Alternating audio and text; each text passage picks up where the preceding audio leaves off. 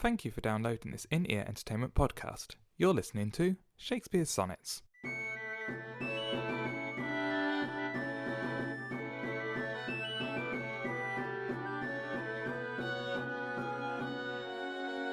Sonnet 13. Oh, that you were yourself. But, love, you are no longer yours, then you yourself here live. Against this coming end you should prepare, and your sweet semblance to others give. So should that beauty which you hold in lease find no determination. Then you were yourself again, after yourself decrease, when your sweet issue your sweet form should bear. Who lets so fair a house fall to decay, which husbandry in honour might uphold, against the stormy gusts of winter's day, and barren rage of death's eternal cold? Oh, none but unthrifts. Dear my love, you know, you had a father, let your son say so. Blimey. That was sonnet number 13 from Shakespeare's Sonnets. I can see Thierry grimacing over the webcam at me. I'm Mark Chatterley, and I'm here again with the wonderful Thierry Heles. And it wasn't a good reading, that was it? I thought the last line when it says you had a father, you almost went into you had a lover, which I did almost.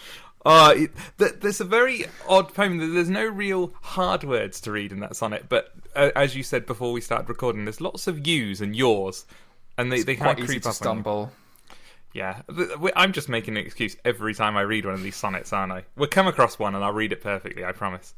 I realise my webcam's died again, so Thierry is essentially flying blind this episode, but we shall go on. So we are slowly going through Shakespeare's sonnets. That was sonnet number 13. I shall let Thierry start with this one. Well, we are still very much in the procreation sonnets. We're getting to the end of them now. We've only got a couple of them left. Blimey, yeah, so how many procreation sonnets are there in total? It goes up to 17, so we're nearly there. We're nearly at the end of the procreation, but we'll still be in the fair youth section of the sonnet. Yes, we are. And, this one again addresses the young man, and he again mentions the end and the death, and, he says, who lets so fair a house fall to decay, which is quite a nice line, I think, which is basically saying why would you let your line end with you? Why not have children? And which husbandry in honour might uphold. And there's the dual meaning of husbandry, as in becoming a husband, and you uphold your house of your name and your genetics, I suppose. But also husbandry in the sense of tending to things, and usually it's tending to animals, but in this case, tending to a literal house that's fallen down, which husbandry and other might uphold by becoming by doing husbandry. You're keeping the house secure. And does that make sense, or did I just completely abuse the word husbandry? No, I would definitely say that it has both the literal meaning and the meaning of becoming a husband. And obviously, if you do work the fields and you bring home the food and the money, you will keep the literal house, and if you are a husband, you will also keep the houses in your lineage and keep your family line going. Yes, and there definitely seems to be quite a finality to this. That against this coming end you should prepare, and I suppose that's obviously the end of his life, but there was always, at least my knowledge of religion in oldie worldy times, is the idea that the end of times was always just around the corner, and I wonder if there's a preparation in terms of the end of days coming, or is that me probably reading too much? I got that sense that he's going on about the day of judgment as much as the personal sort of, what does he say, barren rage of death's eternal cold. So just the individual death is, even if they believe in heaven, you would still leave this earth behind, and you would still end that life. And of course, if you're going by a literal belief of Christianity, you don't go to heaven when you die. You stay in the ground until the day of judgment. Your soul doesn't ascend. That's more than I know about Christian. I used to be a Christian long time ago, but that's a bit more than I know of the religion. I believe that the idea is that you are dead until the day of judgment, in which case you're raised up and judged, and then you go into heaven or hell. It's not as soon as you die you're in heaven. That's my understanding anyway. Maybe that varies from flavour of Christianity to flavour. Probably. They've got enough different sections of Christianity to argue about. I was Roman Catholic. I never really got that impression that you would stay in the ground until... as I said, I don't know much about religion anymore. No, and it's all been shaken up. I mean, in the UK, we used to have the Church of England, which used to, in the 80s, be the fluffy religion. It's the one you went to for tea and biscuits and cake, and they were very accepting and open, but not so much anymore. They've kind of come out against gay marriage and gays in general and women bishops, and all of the traditional schools of Christianity seem to be juggling around. Maybe they take it in turns on who's the really harsh Christian and who's the loving one. Does that mean we'll have a female pope next time round when this one dies? A female lesbian pope in a wheelchair. Was it a period where historians think that we might have had a female pope who snuck in, and then after that they brought in the test where they raise the pope above you, and so you can all look up and see the pope's dirty old dangling stuff. Oh God! I know. That's not a nice image. Not an 80-year-old man just. No, not good. Not good. Let's move on from that. Let's go back to the sonnets. Go back to the sonnet. So you've got the couplet at the end. Oh, number unthrifts. Unthrifts is a good word to say. Dear my love, you had a father. Let your son say so. Which is again a lovely phrase.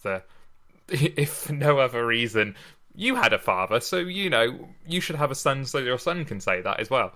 It's a really kind of weak argument. An interesting argument, yeah. Just after all of the sort of, you are nature and you need to preserve your beauty, and your beauty is like a perfume that gets better when it's distilled, and then it's like, yeah, but you said you had a father, so you should pass that on. It's kind of a weak argument, I thought. It sort of is a weak argument, but I don't know. Maybe the man had a close relationship with his father. Yeah. So he would maybe like to have that sort of relationship with a son. But of course we don't know who this man is. We don't know who he is, yeah. Someone should work that out. I'm pretty sure there are a lot smarter people than the two of us who've been trying to figure it out. Oh, you can't. They just need to find the original book of sonnets, and then in the corner it'd be, to my dearest Graham, I love you so much. Go out, have kids. From Shakespeare. Your best pal, Shaky. Love Bill. Love Bill Shaky. Bill Shaky. I'm in an odd mood today. I'm apologising to the podcasting people. This academic analysis is brought to you by In-Ear Entertainment. Yeah, exactly that. We've got the repetition again of this idea that your child is you reborn. Then you were yourself again after yourself's decease. I probably said decrease when I read it out to begin with. I do apologise. When your sweet issue from your sweet form should bear. There are too many yours in this. So it's that flattery of you will be reborn. You are eternal when you have a child. But surely that argument only lasts as long as that child has kids themselves. So it doesn't solve the immediate problem. It solves the immediate problem, but not the long-term problem, I guess. Yeah, but then if Shakespeare would still be around, maybe he would go on about that kid having children as well. And therefore be even creepier. I knew your dad, and I made your dad have you, so I'm going to make you have a grandkid. We're going back to the creepiness. It is quite creepy. I think we've established that. there are scholars out there going, no, this is a true expression of one man's love to another, and there's me and you going, it's creepy. It's creepy and wrong. Should be locked away. You've heard it here first. Shakespeare should have been locked away. For for forcing young boys to have sex. It's just disgusting. Not with him. He was quite... The earliest example of grooming is the sonnets. Oh my gosh, this podcast has gone off the tracks today. I hope we do have an explicit tag in iTunes. We don't know. Maybe not for this I podcast. think we should get one. Maybe just this episode. Someone did tell me the other day that they might show these to their kids who are studying the sonnets. And I was like, you might want to listen to them first. Please don't use them in essays. Don't use this in your coursework. Mark and Thierry said, no, not good. We are not valid sources. I think we should point out. Is there anything else you want to point out in terms of discussion? This sonnet seems very much as you see it. It's a bit Ronseal in that way. I quite like I find the interesting the overuse of sweet quite intriguing.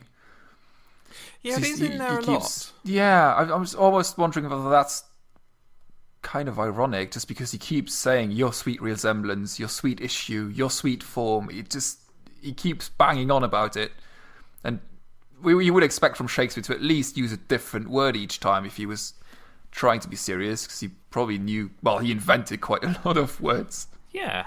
So why reuse that particular one? That's why I'm saying it almost comes across as being ironic or sarcastic, just a bit. But would sweet have had a different meaning back then, or it's not a word that I know has particularly changed meaning. I don't think it's changed meaning, but I'm pretty sure it would be odd for Shakespeare, I think, to be mocking the young lover in a way. So maybe it's just he was overawed by his beauty that sweet was the only word he could use. I thought Shakespeare was quite good at mocking sometimes. Yeah. He has quite a few plays where he's got the comic relief characters that just make fun of whatever is going on the stage. So maybe this was a new direction for the procreation sonnets, in the sense it's more of could it be seen as more of a comic look at the issue? That's what I'm wondering. Again, not an academic, not a Shakespeare academic, so I might be completely wrong. No, but you're right. I mean, it's in there 1, 2, 3, 4 times, which is quite a lot in a 14-line sonnet. Interesting. I have no thoughts about that, but because I don't really know anything about it. But it's interesting, definitely interesting. I don't really know anything either. I noticed it when you were reading it. Sorry, just thought it's quite weird for Shakespeare to. Well, it's quite weird to say "you" so many times, but then yes, he is obsessed with a man. Yeah, and the obsession seems to come across a bit more in this sonnet than some of the others. I think it's almost fevered. But love, you are no longer yours than you yourself here live. It begs you to read it quickly. It seems. Yeah. And maybe the repetition of sweet sort of follows on from that. It's the fevered love poem of someone who's madly in love, rather than the thought out, unable to find the different words, and just rambles on about how pretty the young boy is, and exactly. I've never written a love poem, so I wouldn't know how to go about it. But I from my knowledge of poetry writing, you tend to think a lot about what you're doing, and that's why you choose different words. So the fact this one doesn't maybe suggests, you're right, it's more of a fevered, you're so amazing, I need to just get words out of me. He probably didn't say it in that upper class British accent. Anyway, that was our I guess our analysis of Sonnet 13. I'm going to let Thierry read it now, and I did actually take 2 attempts at the beginning, so if he messes up, you won't hear it because I just chop it out of the recording. I think that's fair. I'll do my best. Sonnet 13. Oh, that you were yourself, but love, you are no longer yours, then you yourself here live. Against this coming end you should prepare, and your sweet semblance to some other give. So should that beauty which you hold in lease find no determination, Then you were yourself again after yourself's decease, when your sweet issue your sweet form should bear. Who let so fair a house fall to decay, which husbandry in honour might uphold, against the stormy gusts of winter's day, and barren rage of death's eternal cold? Oh, none but unthrifts. Dear, my love, you know, you had a father, let your son say so. Very good. That was Sonnet number 13 from Shakespeare's Sonnets. I've been Mark Chatterley. I have been Thierry Heles. And we will see you again next time for Sonnet number 14. Goodbye. Goodbye.